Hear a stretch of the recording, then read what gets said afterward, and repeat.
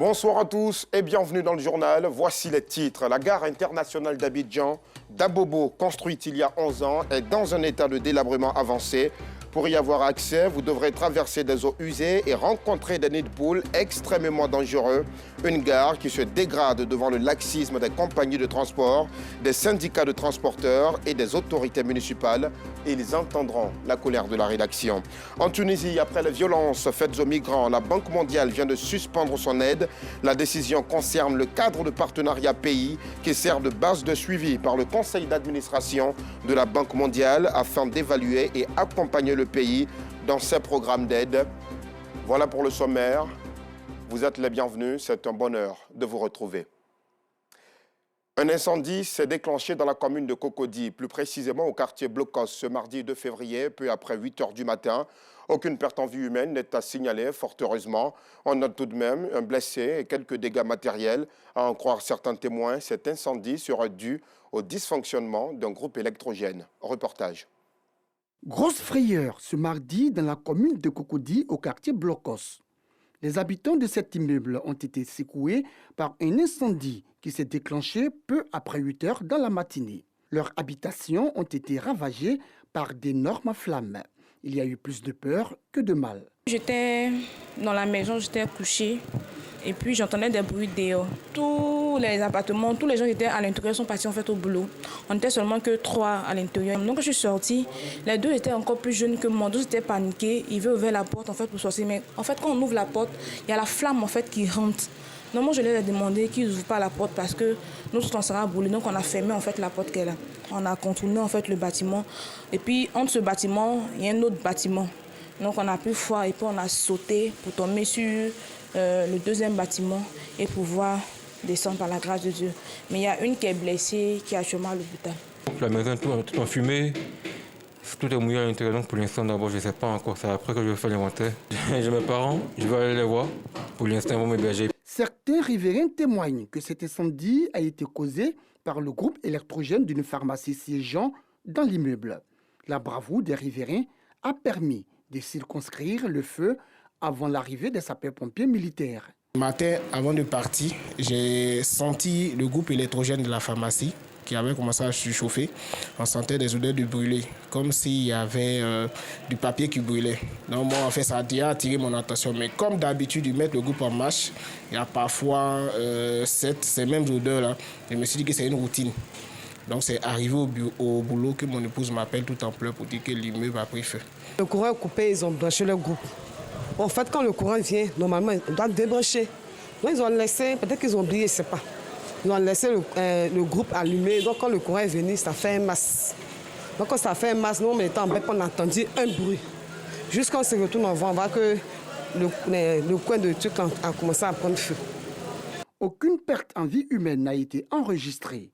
Mais les habitants de ces bâtiments, eux, seront privés d'eau et d'électricité pendant un certain temps. Et un peu plus tôt avant cet incendie, un autre s'est déclenché à 7 h ce mardi à la direction de la production de l'électricité à Vridi. Le bilan fait état d'un transformateur électrique explosé. Quelques heures après l'incident, une délégation composée du ministre des Mines, du Pétrole et des Énergies s'est rendue sur les lieux pour constater les faits afin de trouver les solutions et rétablir l'électricité le plus rapidement possible dans les ménages. Nous sommes mardi, allons donc tout de suite pour la rubrique du jour.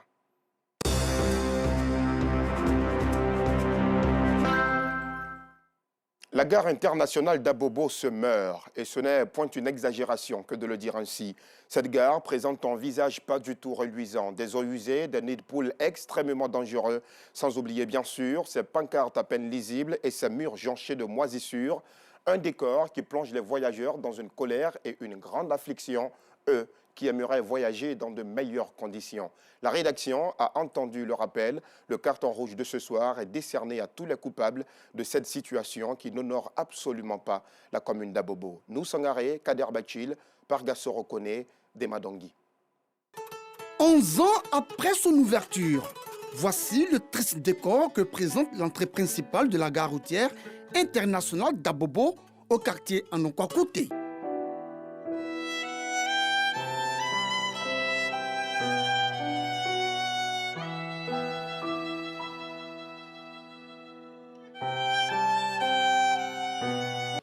usés. Nid de poules dangereux. Pancartes à peine lisibles. Murs recouverts de moisissures. Cette gare présente un visage peu reluisant aux visiteurs et autres voyageurs. La gare routière internationale d'Abobo s'émeurt, chose qui plonge les voyageurs dans la mélancolie. Toujours on a des amortisseurs, on a des pneumatiques, on a le car à ballon. Tout le temps quand ça sort chargé, c'est devant, ça reste. Le matin on arrive, les cars sont foncés. On est obligé de chercher des gens pour venir pousser. Souvent on traque même pour sa sortie. Non, tous les caniveaux sont bouchés. Il n'y a même pas de passage d'eau. Quand il pleut, si vous venez avec votre voiture, vous allez être obligé de garer au dehors pour marcher et rentrer dedans. Il faut une solution. Les flaques d'eau, l'entrée, sortie, tout est délabré. Si on ne fait pas attention, la voiture prend un coup. Il faut rouler doucement quoi, avec la tête. On a l'impression que c'est un peu relâché. C'est la seule gare internationale qui est située à Bobo ici.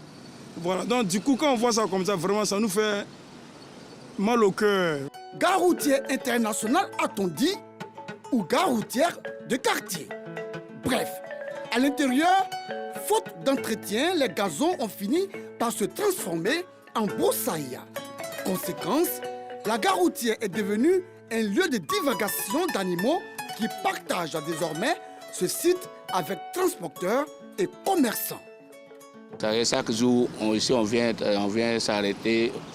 S'il y a les clients qui sortent avec les bagages, s'ils ont besoin de sites, nous on prend pour aller les livrer. Et la vérité, on a besoin d'arranger. La zone où c'est là, on ne peut pas travailler. C'est une seule rentrée, on sort là-bas, on rentre là-bas. Souvent, il y a un embouteillage pour passer. Et pourtant, la gare routière internationale d'Abobo était l'une des gares qui, par le passé, faisait la fierté de la ville d'Abidjan, mais surtout de la commune d'Abobo. Aujourd'hui, cette gare n'est que l'ombre d'elle-même, au grand désarroi des transporteurs qui appellent à l'aide. Ils sont désemparés et ne savent à quel sein se vouer. Quand vous rentrez, même vous voyez, jusqu'à présent, ça fait combien de temps qu'on est dans ça? Nous, on veut que vraiment la mairie n'a qu'à voir le cas, pour qu'il puisse rendre la gare pour nous. La rentrée comme la sortie. On a demandé de l'aide dans la mairie pour qu'on nous envoie peut-être des machines même pour faire. Non, la mairie nous promet de venir. Bon, on ne peut pas. Ça ne vient pas. À la mairie d'Abobo, Siaka Kone connaît bien le problème. Il est le 3e adjoint au maire de la commune. Pour lui, la réhabilitation de la gare relève de la compétence de la Sogega, Société de gestion des gares routières. La gare a été construite sur un BOT.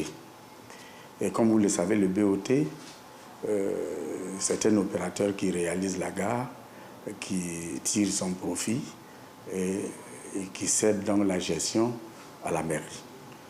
Et donc, depuis 2012, la gare a ouvert effectivement les activités et l'opérateur gère. L'opérateur n'ayant pas fini d'exploiter, c'est à lui qu'il revient donc d'entretenir.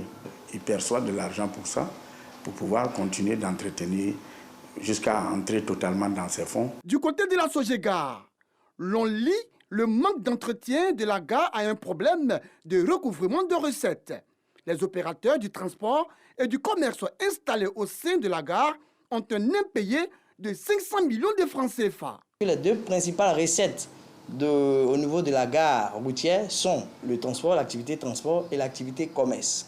Et il se trouve que nos contribuables, aussi bien sur le commerce que sur le transport, nous doivent énormément. Sur 500 millions, vous avez 60 millions sur le commerce. Bon, le différentiel, c'est ce qu'on a à l'autre côté. C'est vrai, et nous l'assumons, la gestion de la gare routière incombe à la Sogega. Mais l'opérateur Sogega manque de ressources parce qu'en face, les contribuables aussi restent nous devoir de l'argent. Donc c'est ce défaut de recouvrement de recettes qui fait que nous sommes dans l'incapacité de pouvoir faire face à certaines charges. L'entretien de cette gare routière qui se trouve aujourd'hui dans un état de délabrement et d'insalubrité très avancé devrait être l'affaire de tous. Transporteurs, syndicats de transporteurs et autorités communales.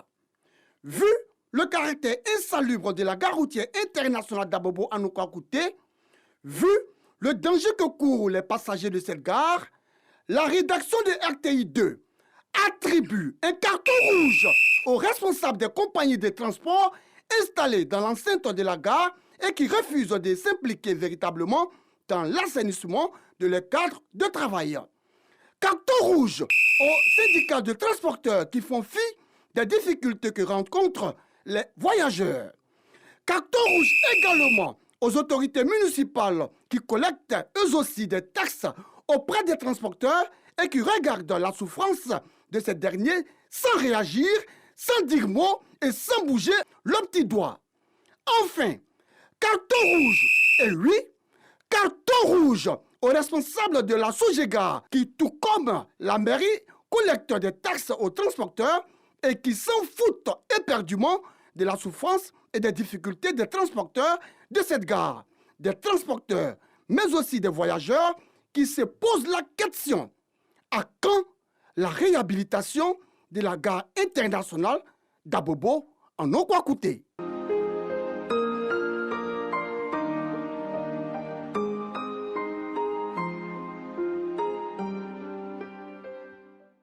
Certainement après ce reportage, merci beaucoup mon très cher Pargassoro Kone de Madongui, nous Sangaré et aussi Kader Bachil, ce sont des cartons rouges amplement mérités. Au quartier Akouedo-Atié, dans la commune de Cocody, ce sont les eaux usées qui inquiètent les populations. Les riverains d'Akouedo sont envahis par ces eaux. Le seul bassin du quartier, censé évacuer les eaux, est bouché de tous ses côtés. Pour accéder à leur maison, ils se sont fabriqués des couloirs temporaires. Mais vous allez le voir, tout porte à croire que ces couloirs ne résisteront pas à la prochaine saison pluvieuse. Rentrons dans le quotidien de ces populations, un quotidien fait de fortes odeurs et de frayeur. Le reportage est commenté par Clément Boko. Impuissants face à ces eaux nauséabondes, certains riverains du quartier Akouedo-Atié sont obligés d'abandonner leurs maisons. Et les fortes pluies s'annoncent déjà, ce qui complique encore un peu plus leur situation. Nous vivons cette situation très difficilement. Vous voyez, parfois même tout ici est inondé, on est obligé de faire le grand tour pour pouvoir vaquer à nos occupations, pouvoir entrer à la maison. C'est très pénible. Ces eaux sont un véritable nid de déchets, moustiques avec son corollaire de maladies. Un calvaire pour les riverains. Les petits serpents noirs passent dans nos maisons. On achète des produits aux produits, mais c'est ça là. Tout ça là, ça ne peut pas bouger. L'odeur moustique noire. Tout le temps, les gens sont malades ici. On ne sait pas qu'est-ce qu'il faut aller voir. Pour accéder à sa maison, Victor s'est construit un petit couloir. N'ayant aucun autre endroit où aller avec toute sa famille, il lance un appel aux autorités compétentes. C'est à partir de 2015 que nous constatons l'inondation. Mais qu'est-ce qui se passe? C'est-à-dire que c'était un bassin versant. Tous les eaux qui quittent un peu partout, c'est ici ça vient. Mais le problème est que le bassin existe uniquement que de nom, mais le bassin n'est plus fonctionnel, le bassin ne fonctionne plus. Du coup, quand il y a une pluie, une petite pluie, l'eau déborde pour envahir nos voies, pour envahir nos maisons. Donc, nous demandons aux autorités compétentes, comme ils savent bien le faire, de venir nous aider à drainer l'eau. C'est tout ce que nous voulons. Cela fait 8 ans maintenant que ce grand bassin censé évacuer toutes les eaux usées des sous-quartiers d'Akouedo est envahi par des constructions anarchiques. Le passage des eaux obstrué, elle se ferait un autre chemin en passant devant les portes des riverains. Au fil du temps que l'État a de faire les travaux, on voit que non, l'eau a changé d'itinéraire. Avant, le quartier n'était pas inondé comme ça. Actuellement, il y a les travaux de la décharge. Il y a la voie, mais il vient de faire tout récemment. Donc actuellement, bon, on voit que non, l'eau est stockée. Il n'y a pas de point que l'eau circule pour aller.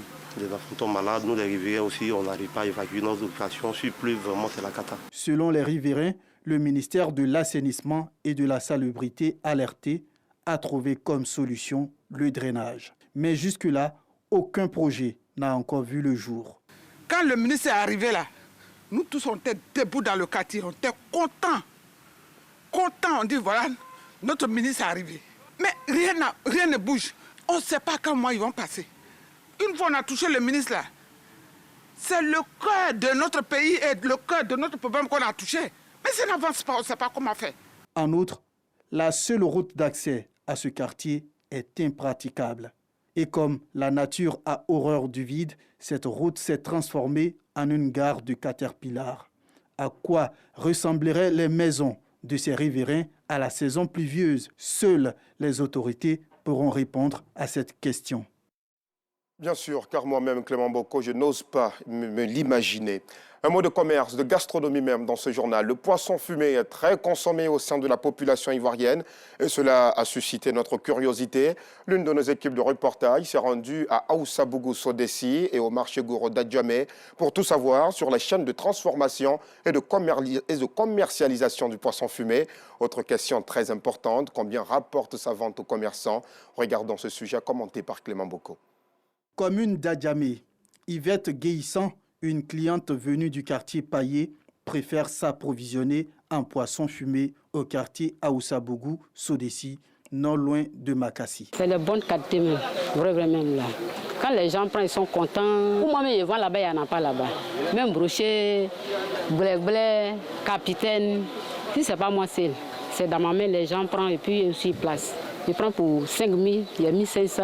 Si je prends pour 10 000, je peux avoir 4 000. Donc vraiment, c'est bon, ça m'arrange. Kassim Lamassara a hérité du commerce de son père, la vente de poissons fumés. Cette activité qu'il exerce avec passion lui procure de nombreux avantages. On a imprimé bon poisson tous les jours parce que c'est bon produit qu'on est en train de faire. Oui, ça aussi, tu vois que c'est des bons poissons qu'il a là. C'est pour cela les clients là, qui viennent venir ici, il faut les prendre poisson là aussi. Le prix est bon. Si on a pris là, on va en gros comme ça. Les clients là, si on a pris ça en gros comme ça, ils vont gagner un peu aussi dans ça. C'est pour cela qu'ils viennent ici, il faut payer aussi. Ici au marché Gouro, toujours dans la commune d'Adjamé, Mariam Diallo, commerçante de poissons fumés, revient sur les types de poissons fumés, beaucoup sollicités par les détaillants et les consommateurs. Il y a brochet, il y a capitaine, il y a japon, il y a thon, il y a assaf, il y a tous les... Il y a beaucoup de qualités. Mais c'est brochet même qui mâche. Brochet même ça mâche. Ça c'est trop cher. Il y a 3 à 5 000, il y a 4 à 10 000, il y a 3 à 10 000, tout ça. Les clients se plaignent que c'est cher. Mais ils vont payer comme ça pour partir, sinon tout est cher. Fanta Diomandé considère que le type de poisson fumé qu'elle commercialise a des vertus thérapeutiques. Elle choisit de vendre ce poisson parce que c'est beaucoup demandé sur le marché. Ceux qui n'arrivent pas à manger, c'est magie. Donc ils viennent acheter pour aller piler, pour faire les sauces. Par rapport à ceux qui ont la tension. Fabienne Talou, cliente, préfère le poisson fumé dans la sauce. Un choix qu'elle justifie. J'aime poisson fumé par rapport à poisson frais. Parce qu'il y a du goût dedans par rapport à poisson frais. C'est bête d'amant, j'aime. Généralement, je suis venu et dit c'est fini. Mais ce que je veux, c'était maquereau aussi. Mais prix qu'elle m'a dit, j'ai tellement dit c'est cher. On n'arrive pas à faire le marché. Le marché est cher. En Côte d'Ivoire, le poisson fumé fait partie des denrées à forte consommation. Un business juteux, selon les acteurs de la chaîne d'approvisionnement. Merci de nous en avoir mis l'eau à la bouche, mon très cher Clément Boko. Un peu plus loin de chez nous, l'élection présidentielle en République démocratique du Congo se tiendra-t-elle le 20 décembre 2023, comme le prévoit le calendrier électoral? C'est en tout cas la question que tout le monde se pose après les propos du président Félix Tshisekedi lors de la conférence de presse commune avec Emmanuel Macron le 4 mars dernier à Kinshasa. Au regard de la crise qui sévit dans l'est du pays, le président congolais s'interroge sur un éventuel report de l'élection, des propos qui ont suscité de vives réactions au sein de l'opposition. Certains opposants soutiennent que la situation à l'est du pays ne devrait aucunement constituer un prétexte pour le président Tshisekedi. En Tunisie, après les violences faites aux migrants, la Banque mondiale vient de suspendre son aide. Selon les responsables de l'institution, la Banque mondiale n'est pas en mesure de poursuivre ses actions en Tunisie car la sécurité et l'inclusion des migrants et des minorités font partie des valeurs centrales d'inclusion, de respect et d'antiracisme. La décision concerne le cadre de partenariat pays qui sert de base de suivi par le conseil d'administration de la Banque mondiale afin d'évaluer et accompagner le pays dans ces programmes d'aide. Voilà pour l'essentiel de l'actualité. Merci de votre fidélité. L'information revient à 12h30 demain. Quant à moi, je vous retrouve avec le même plaisir à 19h30. Bonne soirée.